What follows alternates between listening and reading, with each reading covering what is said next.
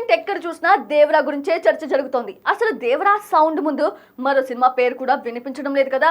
కనీసం ఆ cinema release అవుతుందా అనే సందేహాలు రాకమానదు. అందులోనూ అది కార్తీ లాంటి స్టార్ హీరో సినిమా కంటే దేవరా పాన్ ఇండియా సౌండ్ ఎలా ఉందో అర్థం చేసుకోవచ్చు. దేవరా సినిమా సెప్టెంబర్ 27న రిలీజ్ అవుతుండగా ఆ నెక్స్ట్ డే కార్తీ నటించిన సత్యం సుందరం అనే సినిమా రిలీజ్ అవుతోంది. ఈ సినిమాలో కార్తీ, అరవింద్ స్వామి లీడ్ రోల్స్ చేశారు. 96 ఫేమ్ సి ప్రేమ్ కుమార్ దర్శకత్వం వహిస్తున్నాడు. 2D ఎంటర్టైన్మెంట్ బ్యానర్ పై సూర్య, జ్యోతిక నిర్మిస్తున్నారు. ఇటీవల రిలీజ్ అయిన ఈ చిత్ర టీజర్ మంచి ప్రశంసలే అందుకుంది. కానీ దేవరకు పోటీగా రిలీజ్ అవుతూ ఉండడమే ఈ సినిమాకు మైనస్ అని చెప్పాలి. పైగా ఎలాంటి ప్రచారం కూడా చేయడం లేదు మేకర్స్. తెలుగులో ఏషియన్ సురేష్ ఎంటర్టైన్మెంట్స్ పై సురేష్ బాబు, ఏషియన్ సునీల్ ఈ చిత్రాన్ని రిలీజ్ చేస్తున్నారు.